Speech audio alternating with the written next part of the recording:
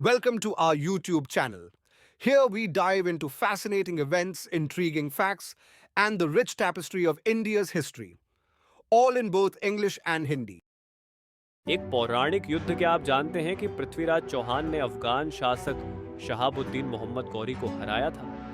1341 में तराइन के महाकाव्य युद्ध में पृथ्वीराज चौहान की सेना घोरी की सेना से भिड़ गई थी। संख्या में कम होने के बावजूद चौहान की वीरता और सैन्य रणनीति ने शक्तिशाली घोरी पर आश्चर्यजनक जीत हासिल की। इस ऐतिहासिक घटना ने भारतीय इतिहास में एक महत्वपूर्ण मोड़ ला दिया, जिसने पृथ्वीराज चौहान के साहस और लचीलेपन को प्रदर्शित किया। बहादुरी और दृढ़ संकल्प की इस कहानी को याद करें, जिसने मध्ययुगीन भारत में इतिहास की दिशा को आकार दिया। कई प्रतिभाओं के स्वामी पृथ्वीराज चौहान न केवल तीरंदाजी और घुड़सवारी के उस्ताद थे, बल्कि विविध प्रतिभाओं के धनी भी थे। युद्ध के मैदान में उनकी बहादुरी और कौशल पौराणिक थे, जिसने उन्हें युद्ध में अपने रणनीतिक दिमाग और वीरता के लिए ख्याति दिलाई। लेकिन क्या आप जानते हैं कि उन्हें कविता और संगीत का भी शौक था? उनका बहुमुखी व्यक्तित्व उन्हें इतिहास में एक आकर्षक व्यक्ति बनाता है।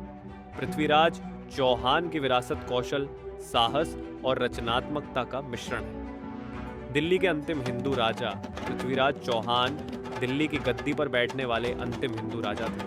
उनके शासनकाल में वीरता, रोमांस और राजनीतिक साजिशें देखने को मिली। राजकुमारी संयोगिता के साथ अपनी प्रसिद्ध प्रेम कहानी से उन्होंने कई लोगों के दिलों पर कब्जा कर लिया। हालांकि मोहम्मद गोरी के खिलाफ उनकी पौराणिक लड़ाइयों ने ही उनकी किस्मत को तय किया। अपनी अवज्ञा के बावजूद पृथ्वीराज चौहान का राज्य गिर गया, जिससे एक युग का अंत हुआ। दिल्ली के अंतिम हिंदू राजा पृथ्वीराज चौहान को याद करना बहादुरी और प्रेम के सच्चे प्रतीक का सम्मान करना है। योद्धा कवि भारत के एक महान योद्धा पृथ्वीराज चौहान एक प्रतिभाशाली कवि भी थे। उन्होंने अपनी वीरता और विजय की प्रशंसा करते हुए कविताएं लिखी, जो उनके व्यक्तित्व के एक अलग पक्ष को प्रदर्शित करती हैं। युद्ध के मैदान में उनके कौशल से परे उनकी काव्य प्रतिभा ने उनकी विरासत में गहराई जोड़ी। कल्पना कीजिए कि एक योद्धा कवि अपनी तलवार और अपने शब्दों दोनों से सैनिकों को प्रेरित कर रहा हो। पृथ्वीराज का दोहरा स्वभाव केवल विजय से परे ऐतिहासिक शख्सियतों की समृद्धि का उदाहरण है। इतिहास आश्चर्यों से भरा है, जिसमें छिपी हुई प्रतिभाएं और बहुमुखी व्यक्तित्व सामने आते हैं। एक सांस्कृतिक केंद्र पृथ्वीराज चौहान ने अजमेर में अपनी राजधानी से राजसी चौहान साम्राज्य पर शासन किया। अपनी वीरता और वीरता के लिए जाने जाने वाले पृथ्वीराज चौहान के शासन काल में जीत और चुनौतियों दोनों की झलक मिलती है। किंवदंती है कि पृथ्वीराज चौहान का दरबार संस्कृति, कला और कविता का केंद्र था, जहां दूर दूर से बुद्धिजीवी आते थे।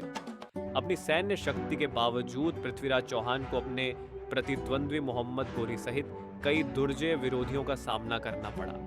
पृथ्वीराज चौहान की विरासत आज भी कायम है, लोक कथाओं और ऐतिहासिक वृत्तांतों में अमर है, जो समय के साथ गूंजती रहती है। पृथ्वीराज चौहान की कहानी बहादुरी, प्रेम, प्रतिभा और संस्कृति की कहानी है, जो उन्हें भारतीय इतिहास में एक कालातीत प्रतीक बनाती है।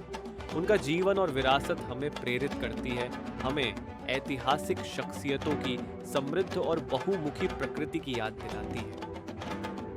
Don't forget to like, share, comment, and subscribe for historical facts in Hindi and English.